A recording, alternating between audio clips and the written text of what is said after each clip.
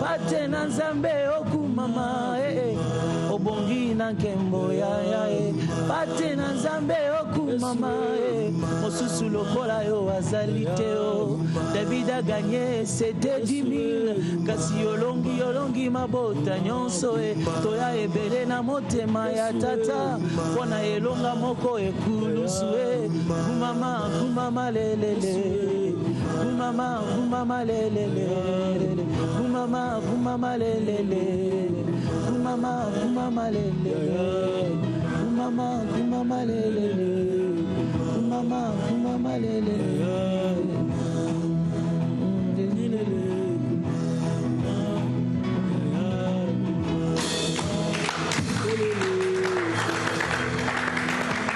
Nous sommes dans la joie ce matin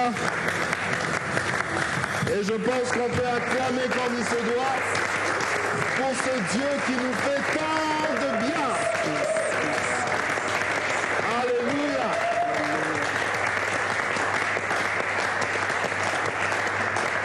Ta grandeur aujourd'hui, c'est la fête parce que c'est la Pâque. Ah oui, pour tous les chrétiens, c'est la fête. Et j'ai aimé ce que le pasteur Atoms a dit. L'Éternel est tellement grand qu'on ne sait même pas par où il va commencer aujourd'hui. Il est tellement grand que chacun, s'il se met dans sa présence, pourra avoir sa part. Parce qu'il est tellement grand. Voilà. Mesdames, Messieurs, bonjour, shalom, enfants de Dieu, nous vous saluons au nom de Jésus-Christ.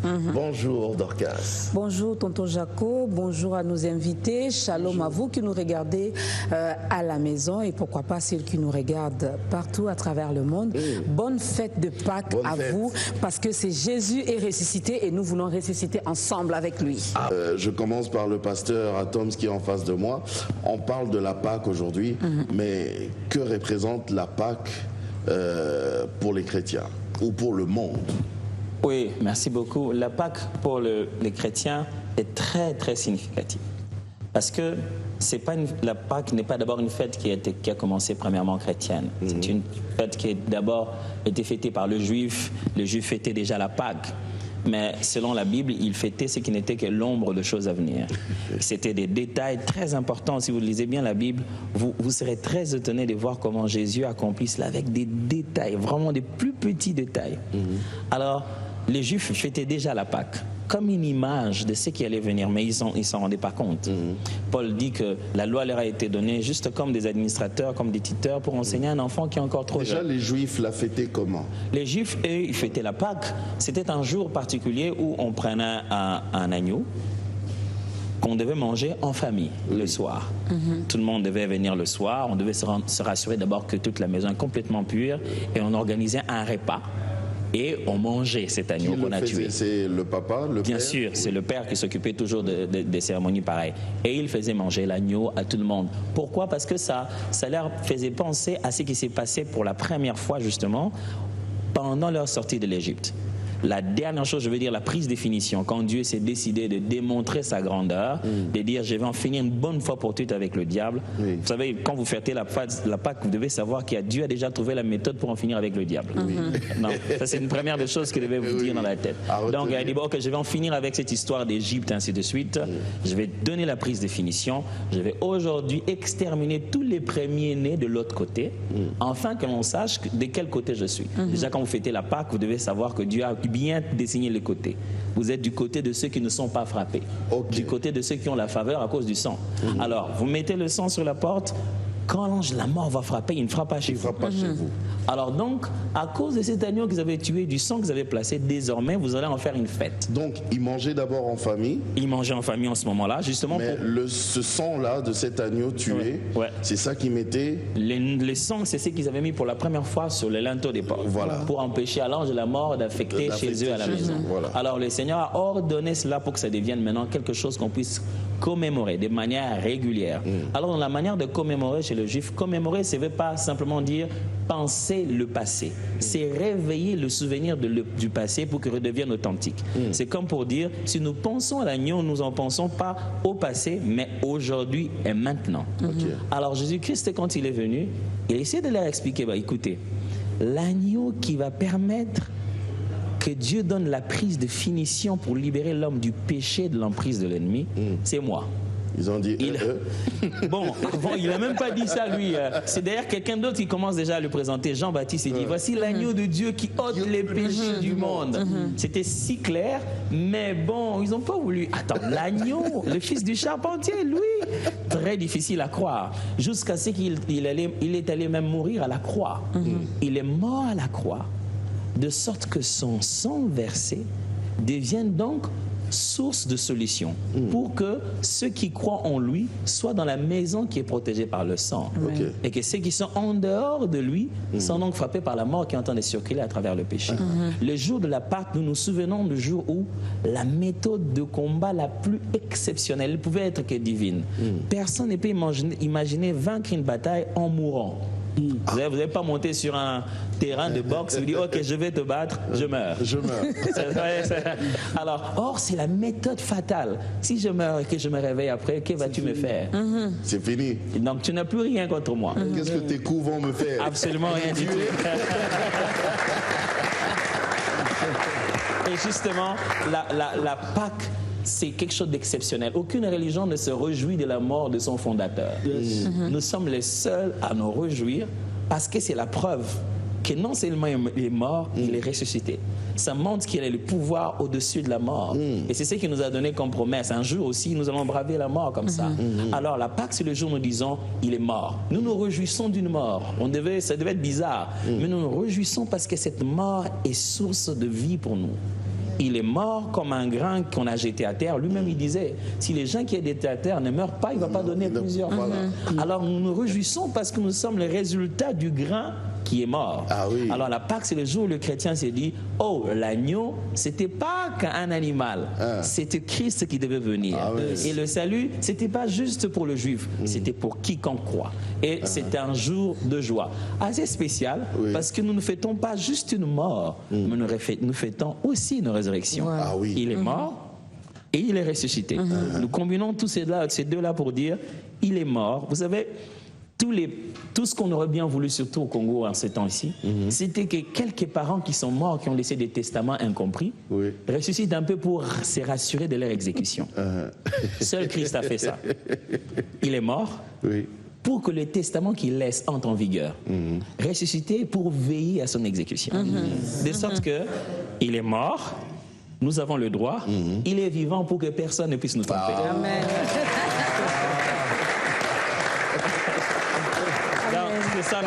Parce que très souvent, même sur Terre, ici, c'est compliqué. Hein? Quand un père meurt, il laisse un testament.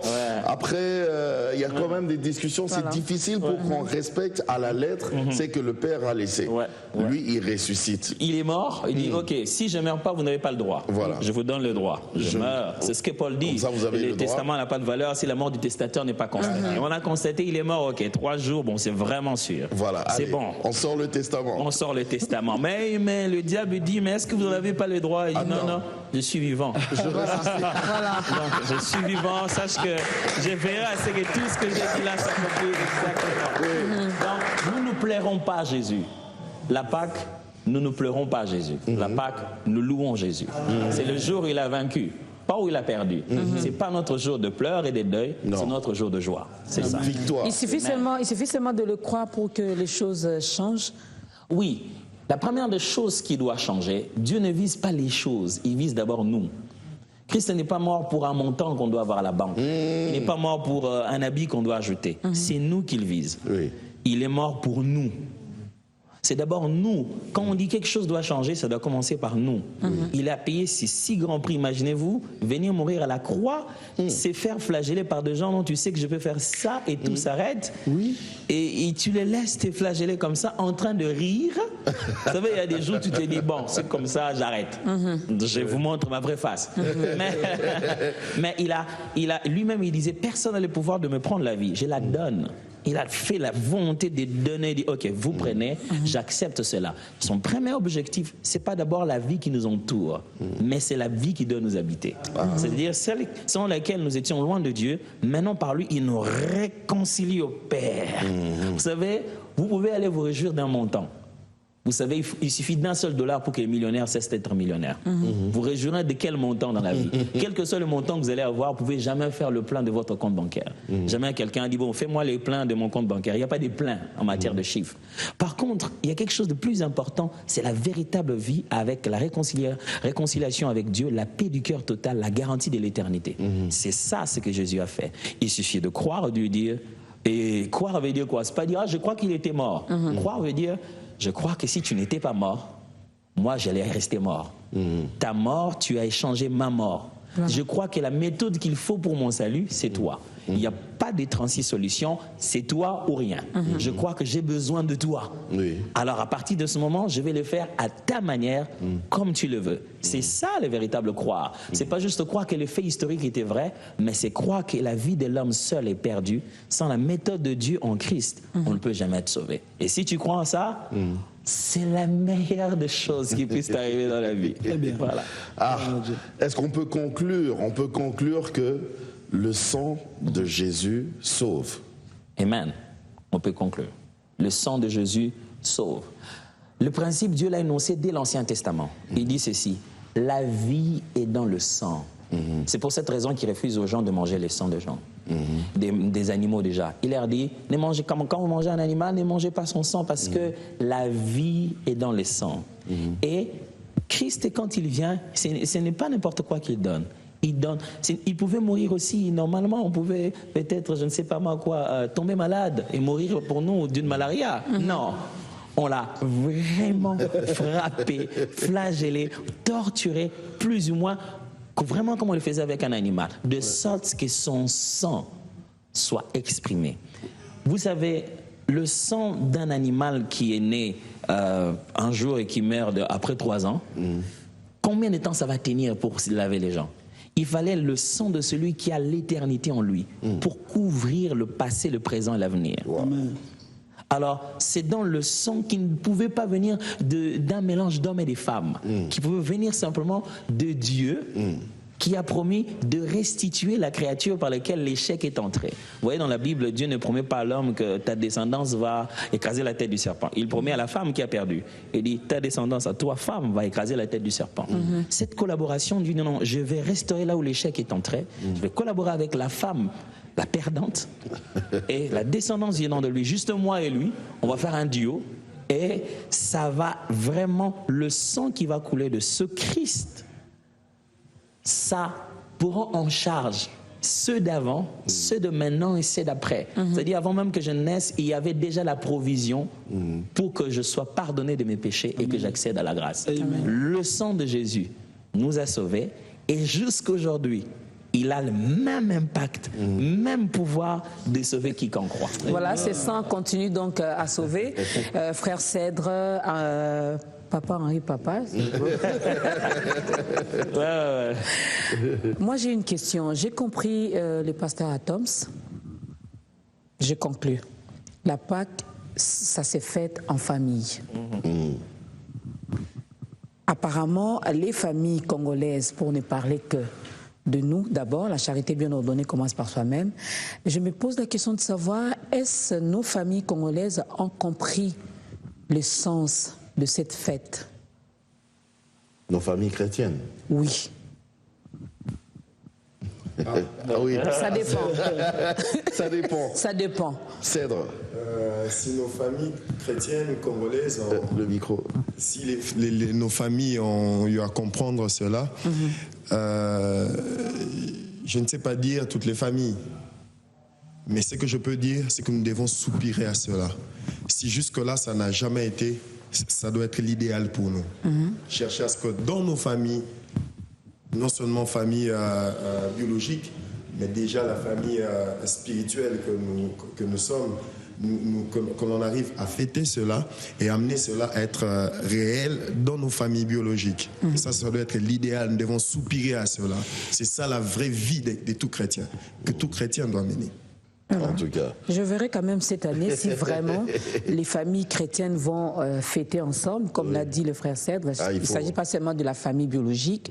J'ai posé cette question parce que nous voyons maintenant comment les chrétiens se comportent.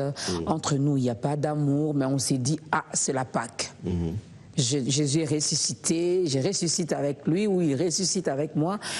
Quand nous disons ça, Papa Henri, ressusciter avec le Christ, ça veut dire quoi? J'abandonne mes péchés, je commence une nouvelle vie.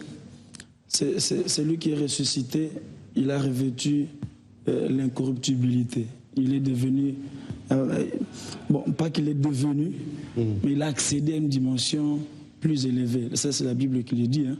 Il s'est humilié jusqu'à la mort de la croix. C'est pourquoi aussi Dieu l'a souverainement élevé.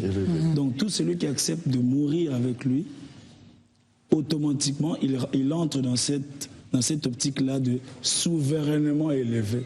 Et donc, ressusciter avec Christ, c'est renoncer à tout par amour pour Dieu, afin d'accéder à cette nature-là de Christ. Aide-nous déjà pendant que tu parles de ça, parce qu'il y a peut-être des non-chrétiens ou des bébés encore qui nous suivent, hein, qui aimeraient comprendre. Celui qui meurt avec lui et qui accepte de mourir avec lui et qui ressuscite, il faut nous expliquer, parce que lui, il est mort à la croix, il est ressuscité. Alors, devons-nous mourir aussi, accepter de mourir à la croix? Quelqu'un peut se pendre maintenant à la maison. Oui. Il faut nous expliquer, mourir comment, Non, lui, comment ça va se passer? Il est déjà mort pour nous. Ce n'est pas à nous de nous donner encore la mort, c'est d'accepter qu'il est mort pour nous et justement de renoncer à tout. Renoncer à tout, c'est-à-dire renoncer à nos propres intérêts. C'est ça, mourir. À nos passions de la chair, à la convoitise, etc. Lui-même a dit, celui qui me suit, il doit se charger de sa croix, il doit renoncer à tout. Il dit, plus loin, il dit, celui qui aime sa chair plus que moi, il va la perdre. Vous voyez? Donc, avec Jésus, en fait, le principe, c'est qui perd gagne, en fait. C'est Jésus. Il faut perdre sa vie pour gagner en Christ, en fait. Mais ça, c'est Donc, difficile. Hein? C'est ça le sens d'être chrétien, en fait. Accepter de mourir en Christ. Ses passions, enterrer sa propre volonté. C'est pas facile, hein? Nous sommes des humains. C'est dur. Mais lorsque la volonté de Dieu, c'est comme un palais apparemment inachevé de l'extérieur, mais très beau à l'intérieur. Alors, de l'extérieur, quand tu vois, renoncer à moi-même, à mes intérêts, à ma passion, à mes désirs, à ma volonté. Mais quand tu acceptes et que tu entres, tu commences à vivre, waouh! Volonté Nzambe. C'est dur. Donc, voilà. Je vais vous faire rire parce que moi une fois, il y avait un jeune là, les jeunes voyous du quartier, hein, un jeune vraiment qui m'insultait, qui disait ce qu'il pouvait dire. Il se met même en dehors de la parcelle là en train de crier Jaco, Jaco yo. Alors, moi-même, ce sont mes enfants qui ont dit il dit même pas papa Jaco. Alors, au fond de moi, parce que les gens me connaissaient nerveux de nature, alors ce jour-là, ils étaient étonnés de voir que j'ai pas réagi, j'ai rien fait, j'ai même demandé aux enfants, venez, entrez. Mais en même temps, au fond de toi, tu te bats, hein, tu veux pas t'énerver, tu te bats. Tu as envie de lui dire, petit, on a ça là. C'est ça mourir en Christ, justement. Oui. C'est ça vraiment mourir en Christ. Quand ta chair te dit de faire quelque chose, mais le Christ qui vit en toi te pousse à faire autre chose. Faire autre chose, voilà. C'est dur. Et là, on sera comme l'apôtre Paul qui dit, ce n'est plus moi qui vis, justement. Mais c'est le Christ qui vit en moi. Ouais. Okay. C'est pas parce que c'est la Pâque aujourd'hui que nous fêtons que c'est aujourd'hui le jour où il faut commencer à renoncer. Non, c'est totalement comme Jésus aimait le dire, toute une année, quoi. C'est-à-dire c'est toute une vie, c'est toute une saison dans laquelle la repentance est ouverte. Un chrétien ne doit pas penser se repentir le jour des fêtes pour accompagner le geste, accompagner la manifestation. Justement, quand la fête va passer, ça va passer aussi. Vous voyez, ce sera momentané.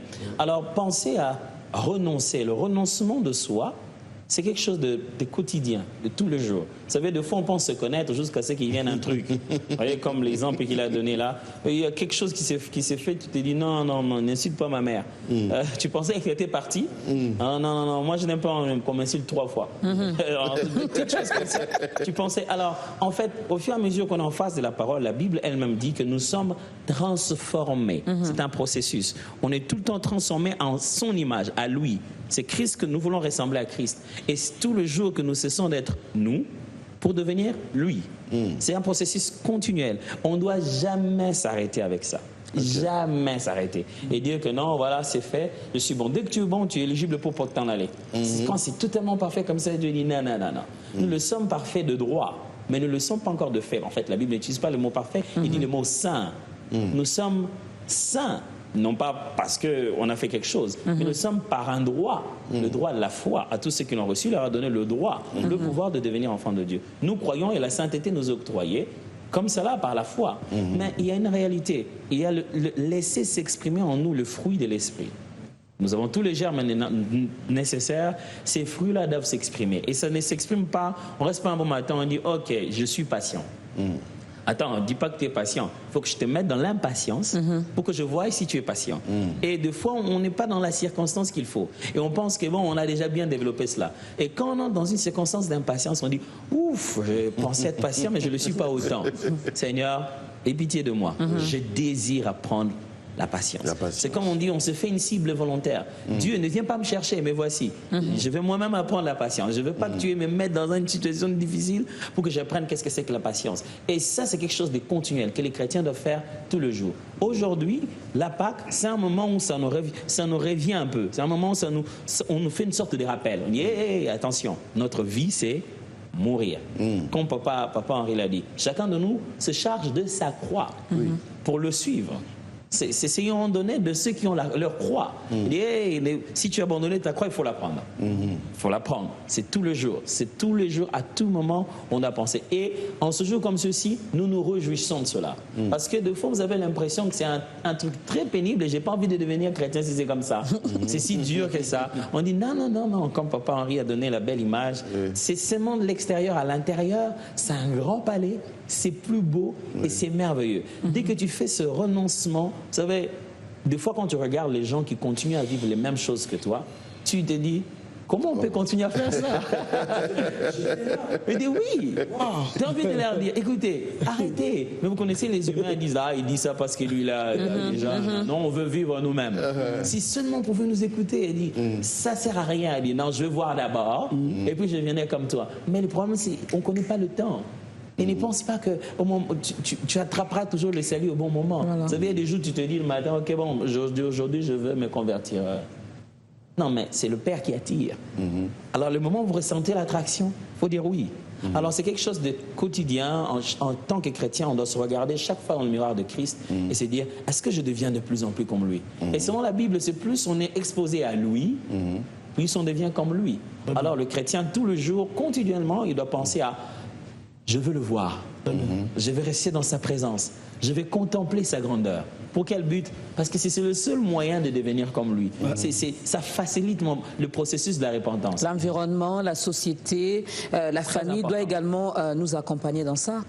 Moi, j'aimerais dire ceci. Là, c'est dur en même temps. Hein. Ouais. Moi, j'aimerais dire ceci. La vie chrétienne, c'est d'abord une croix qui est très individuelle. Parce qu'il y a un moment où ni le frère, ni la sœur, ni même le plus proche ne croit vraiment à notre changement. Ça veut dire, toi là, toi, tu es sûr que ce n'est pas toi qui as pris ça. Ça veut dire parce que c'est toi qui prends généralement. Il y aura toujours quelqu'un qui va te rappeler. C'est toi qui prends généralement. Alors, quand c'est pris, on a du mal à croire que ce n'est pas toi. Alors, des fois, c'est très difficile d'avoir tout de suite à côté de nous quelqu'un qui croit en nous. Il n'y a qu'un seul qui croit parfaitement à notre changement, comme le disait le fait Papa Lemoloto, parce que lui, il vit dans nos cœurs et il compatit. Amen. Il sait que du dedans, ce n'est pas toi. Il était témoin oculaire. Alors, avec le temps, petit à petit, ça se fait. Plaise à Dieu que vous vivez dans une famille chrétienne, où le climat déjà est un climat qui te permet de vivre cette foi-là. Où déjà on facilite tellement de choses. On te met la musique qui te permet de penser à Jésus. On te met dans l'atmosphère qui te permet de penser à Jésus. Mais c'est pas toujours aussi facile. Hein. Parce que tu vas à l'école, tu vas au travail, tu vas au marché. Et par là, là, c'est un autre environnement. Tu ne vas pas leur dire, arrêtez un peu, moi je veux être chrétien, mettez-moi le monde de la chrétienté. Alors c'est d'abord une vie intérieure que Christ dit que nous laissons couler comme de fleuves de vie. Il faut que ça commence à l'intérieur. On amène cette foi, cette identité partout, et puis on affecte notre environnement. C'est ça le but. Mais je fais comment, pasteur, justement, par rapport à ça? Comment je fais? Vous avez dit que c'est un processus, mais en même temps, dans ce processus, il y a peut-être 1, 2, 3 faiblesses qui reviennent tout le temps. C'est un peu comme si je retournais à la case départ, mais en même temps, j'ai envie d'avancer. Je fais comment? Alors, je vais dire 2, 3 choses, les amis vont me compléter. Sur ce point-là, la première des vérités qu'on doit savoir, c'est que Dieu nous aime. Pourquoi je commence par ça? Parce que chaque fois, le diable cherche la meilleure occasion pour nous faire croire que rien ne s'est fait en nous. Alors, chaque fois que nous revenons sur un cycle pour lequel on n'est pas encore fort à en sortir, c'est l'occasion rêvée pour le diable. Et tu vois, rien n'a changé, tu es le même. Regarde, tu es encore revenu dans ça. Tu te retrouves dedans. Regarde, ça c'est toi. Tu avais dit que tu ne pourras pas le faire. Ça c'est toi. Ça, ça c'est ta vraie nature. Tu chasses la nature et elle vient au galop. Voilà. Alors, la première des choses qu'on doit savoir, j'aime bien quand papa Henri l'a si bien chanté, c'est dans le livre de Colossiens, il dit « Lorsque nous étions encore pécheurs », vous voyez, Christ n'est pas mort pour nous quand il s'est rendu compte qu'on pouvait changer. C'est quand on était déjà dans des conditions impires. Donc quand on était de l'autre côté, c'est à ce moment-là qu'il prend toutes ses décisions de s'investir pour nous.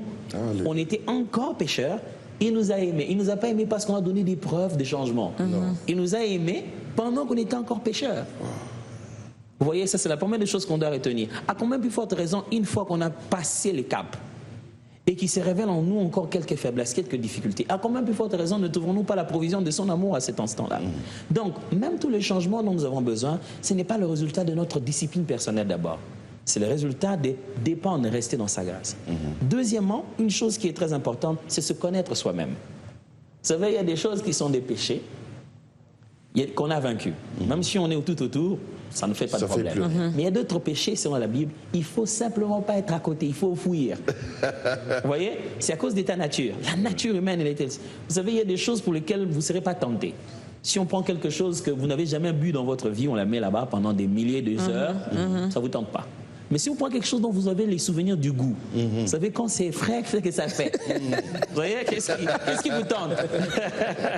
C'est votre expérience du passé. L'expérience que vous avez avec cette affaire-là. Vous en connaissez le goût et le diable a des arguments. Il te dit, tu sais ce que ça fait à telle chose. Alors, ouais. Maintenant, qu'est-ce qui se passe à ce moment-là? Regarde ce verre-là. Selon la Bible, qu'est-ce qu'il faut faire? N'y va pas. On ne tente pas le diable, comme on dit. Là, ce n'est pas quelque chose dans lequel je suis fort. La seule chose à faire, je fouille. Voilà. Je me mets loin de tout cela. C'est connaître soi-même. Des fois, nous jouerons au super-héros chrétien en se disant, Christ est venu dans ma vie, je vais toucher l'électricité, je vais aller me balader dans ces choses-là. Je vais faire un tour non loin de là où j'allais la nuit, dans une boîte. Et bon, je serai dans la boîte, mais il n'y aurait pas de ténèbres en moi.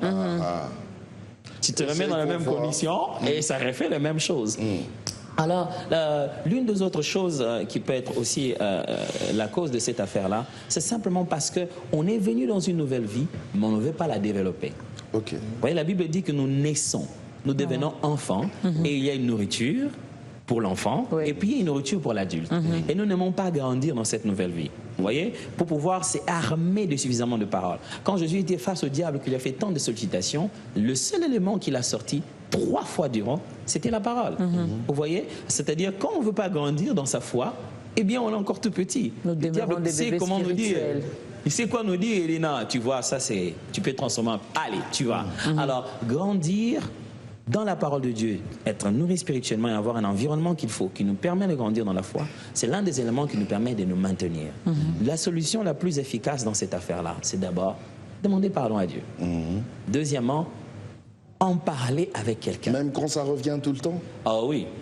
Le pardon est une garantie. C'est quelque chose de garanti. Deuxièmement, il faut aller en parler avec quelqu'un d'autre. La Bible dit qu'il faut en parler avec ton frère. Dire, mon frère, tel que tu me vois là donc, Chaque fois que je te dis, je pars là, je pars loin.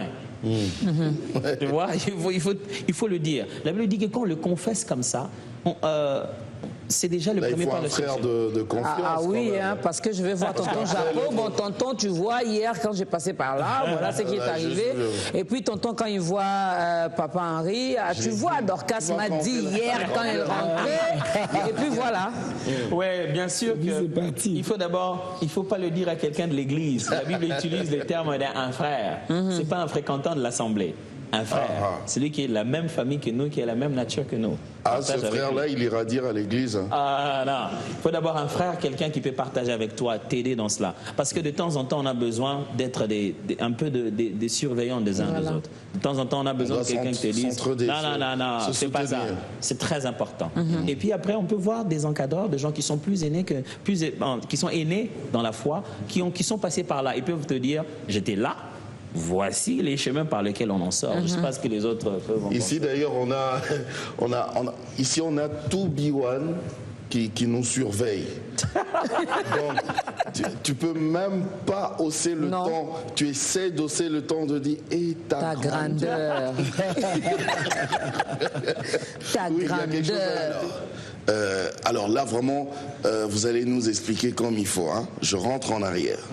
Vous avez parlé des Juifs qui avaient commencé par cette cérémonie-là. Donc, c'est-à-dire que on devait tuer un agneau, manger à la maison, en famille, et c'est ce sang-là qu'on devait mettre sur le linteau de la maison, et comme ça, quand l'ange de la mort venait, il pouvait passer outre. Hein? Quand il voit le sang, il passe. Là, c'est l'origine. Là, c'est l'origine. Et aujourd'hui, il y a Jésus qui est mort pour nous, et même que Jean-Baptiste l'a présenté, voici l'agneau de Dieu qui ôte le péché du monde. Et je vous ai posé la question de savoir si le sang de Jésus sauvait. Vous avez dit oui, ce sang sauve. Alors, ce sang-là sauve comment? Parce que le sang de Jésus, on ne le met plus sur le linteau des maisons pour que l'ange de la mort passe outre. Ça se fait comment, ce salut? Alors, le salut, c'est l'une des choses les plus simples du monde. Via le sang de Jésus. Oui, bien sûr. Voilà. C'est l'une des choses les plus simples du monde que l'homme ne veut pas que ça soit simple. C'est trop simple pour être vrai. Vous voyez, il dit, juste ça. Non, il ne fallait pas faire quelque chose d'un peu plus compliqué. Vous savez, quand Dieu veut atteindre l'homme, il s'est même mis dans la peau humaine. Ce n'est pas pour nous rendre la tâche difficile. Sinon, il nous aurait demandé de monter. Voilà. Et s'il est descendu, vous croyez que c'est pour rendre l'équation difficile ou pour la simplifier? Alors, quand c'est devenu si simple, l'homme trouve que c'est trop. C'est trop simple pour être vrai. Qu'est-ce que je dois faire? Croire. Juste ça? Oui.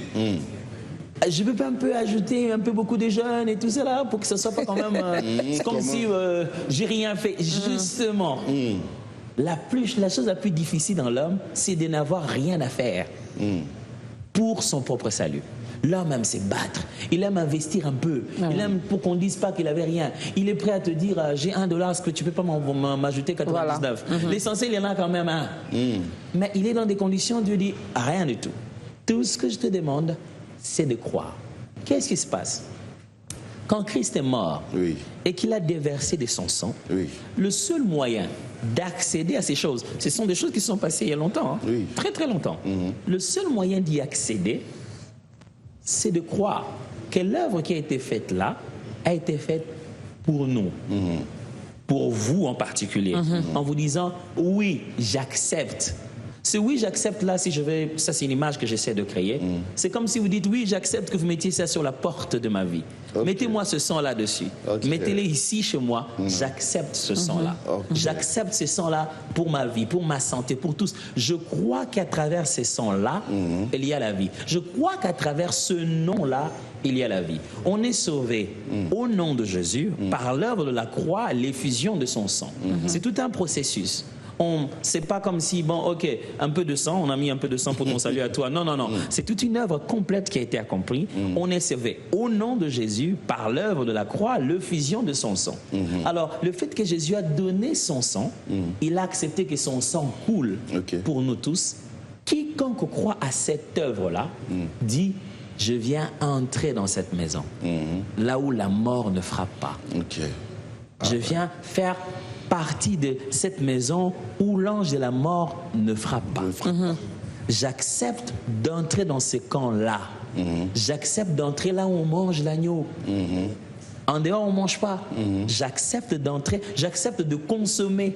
Ce qui fait que par part des éléments de notre foi et des signes que Jésus-Christ a lui-même fait faire aux gens avant sa mort, c'est manger la chair et manger le sang. J'accepte d'entrer dans la race de ceux qui mangent la chair et qui boivent le sang. J'accepte d'entrer dans cette famille-là où ceux qui mangent pendant que les autres pleurent. Vous savez, c'était terrible. Hein? Et ils mangeaient. Là-bas, on pleurait. Incroyable. Même endroit, j'aime bien ce que Dieu a fait. Même endroit, la porte d'à côté, on pleure. Ici, on ne pleure pas. J'ai dit, j'accepte. J'accepte. Vous savez, il y a quelque chose avec la foi. La Bible dit que c'est Dieu qui nous choisit. En même temps, c'est nous qui disons oui. Vous voyez, j'accepte ce choix qui est porté sur moi. C'est ce que ça veut dire. On vient te dire, toi, on te veut. Tu es d'accord? On dit, oui, j'accepte. C'est pas parce que j'ai choisi, c'est parce que j'ai été choisi. Ça, c'est par rapport au sang. Oui, c'est par rapport au sang qui a été versé. Le sang qui a été versé à la croix. Alors, lui, en même temps, il est l'agneau de Dieu. C'est cet agneau. Donc, dans ces maisons-là, on mangeait l'agneau. Bon, lui, l'agneau des dieux, Jésus, on doit le manger aussi. On le mange comment? Jésus-Christ est lui-même de son vivant encore. Il était encore vivant et il disait, prenez ceci et mon corps. Vous voyez, l'une des choses qui était le grand problème pour le juif de comprendre, c'est que Jésus accomplissait tout. Dans Jean chapitre 5, verset 39, si je ne me trompe pas, il leur dit ceci. Vous sondez les Écritures, croyant trouver en elles la vie éternelle. Or, c'est elle qui témoigne de moi. Quelle audace! C'est-à-dire, tout ce que vous êtes en train de lire là, c'est moi. Je suis le sujet principal. Quand c'est les sangs, c'est moi. Quand c'est l'agneau, c'est encore moi. Quand c'est encore moi. C'est-à-dire, tout est tourné autour de moi. Toi seul, tu vas tout accomplir comme ça. Comment? C'est pourquoi il avait l'audace de dire, je suis venu accomplir. Hébreu dit, je vais, Père, faire ta volonté, car il est question de moi dans le livre. Jésus-Christ accomplit tout dans le moindre des détails. Absolument tout. Quand vous allez encore manger les pains que vous allez manger, c'est encore lui. Quand vous allez boire encore les vins, c'est encore son sang. Il accomplit la totalité de l'évangile, la totalité même de toutes les préfigurations qui se faisaient avant. Alors, c'est-à-dire qu'à travers le sang de Jésus-Christ, qu'est-ce qui se passe? Ça ne veut pas dire que vous devez prendre maintenant un sang, aller asperger à la maison, parce qu'après vous allez sortir. Vous voyez, vous ne serez plus dans la maison, c'est-à-dire ça peut vous atteindre dehors. C'est-à-dire que vous entrez dans une alliance, dans une dispensation. Vous entrez dans une nouvelle vie, là où c'est protégé, là où c'est gardé. Par votre foi, vous adhérez à cette vie pour laquelle Christ est mort, pour laquelle le sang est aspergé, pour laquelle vous êtes dans la paix et dans la joie. C'est très simple. C'est trop simple pour être vrai. Surtout dans cette époque des AI et des technologies difficiles. On aimerait voir comment on peut télécharger. C'est simple. C'est vraiment plus simple que les gestes d'un clic pour télécharger. C'est dire, j'abandonne. Je pense que je ne saurais plus le faire. J'ai besoin d'aide.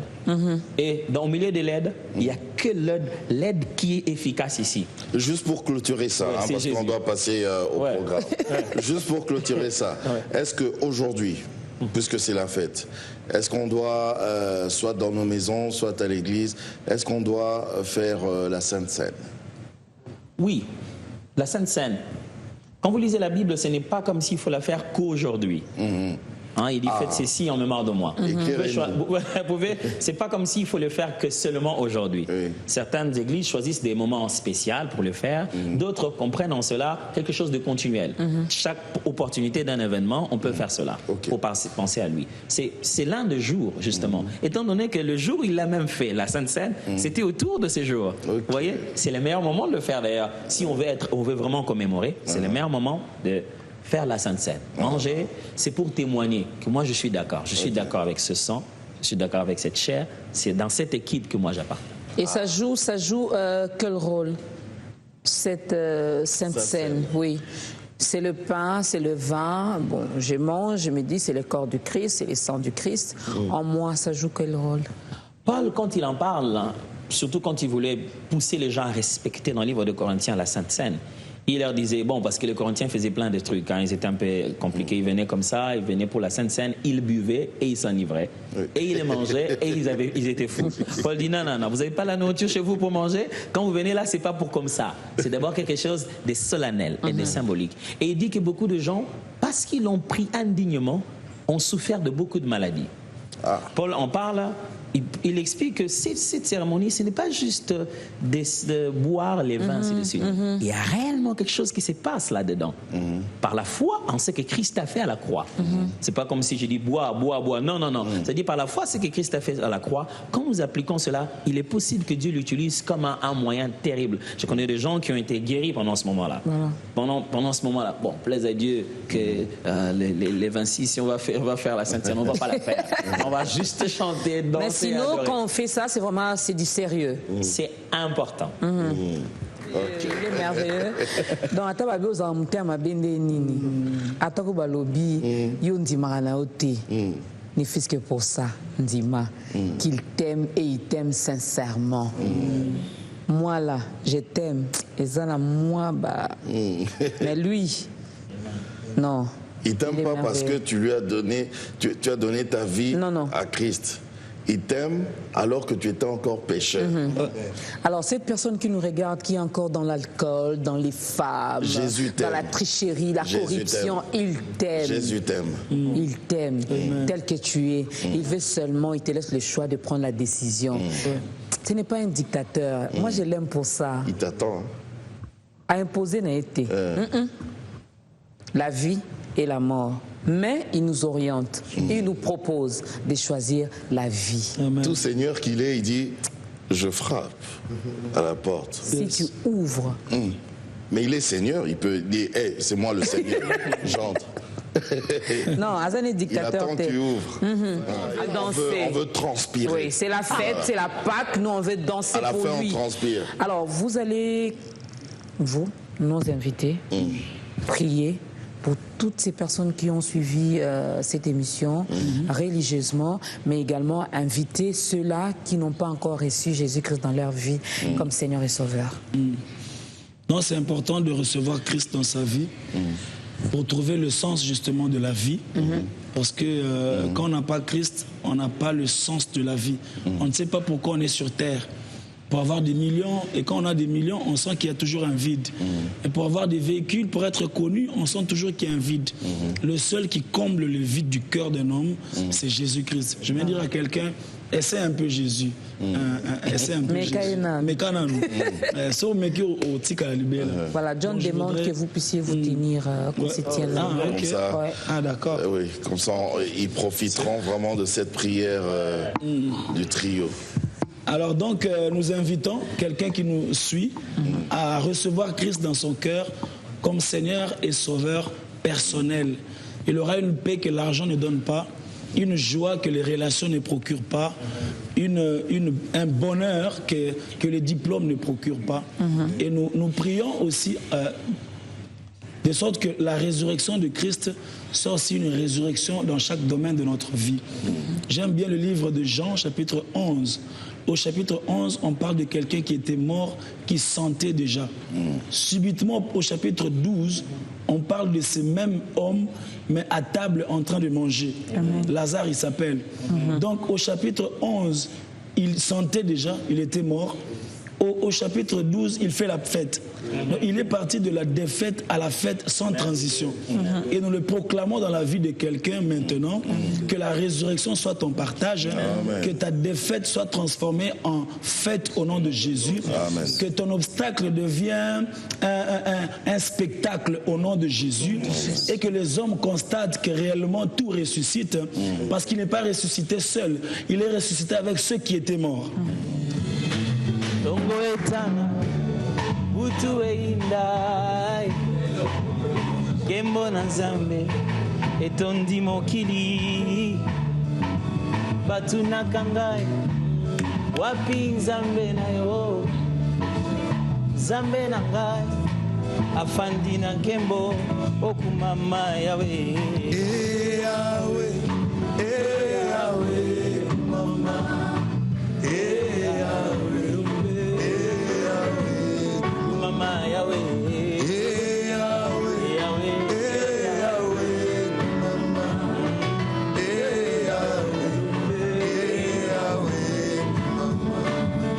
batunaka ngai wapi nzambe na yo na yanoli na lolendo afandi na nkembo engambe mobali nzambe asongaka nsima te tika na netola yo makasi na nga okumama yawe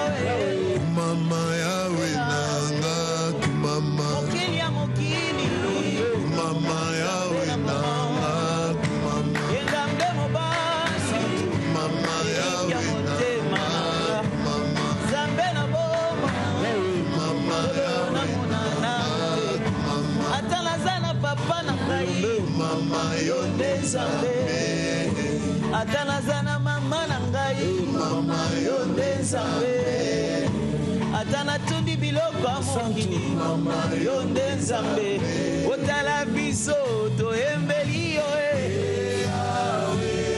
mokola lelo papa tonetoli yo yawe lokalo emonaka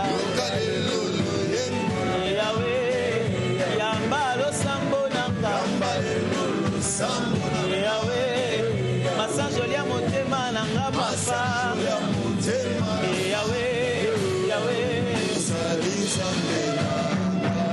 tala biso toyembi lisusu lokukembo papa topesi na yo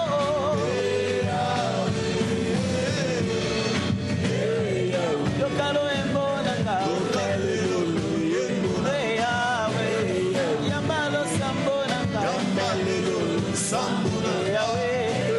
Masanjolia motema nanga Masanjolia motema nanga Yawe Salizambe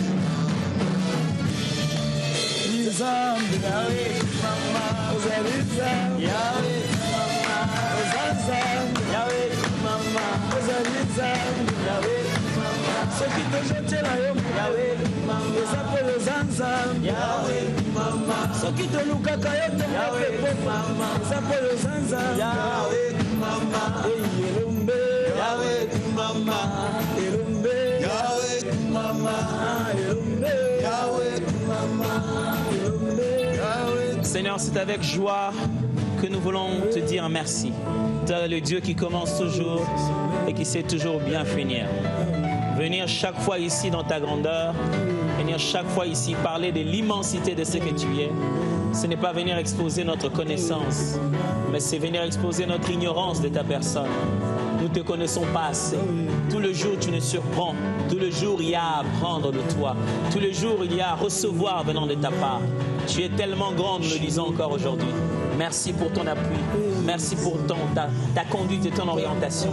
Nous espérons que ce temps peut être édification, source de salut pour plusieurs. Et nous te bénissons. À toi la gloire et la louange. Au nom de Jésus. Amen.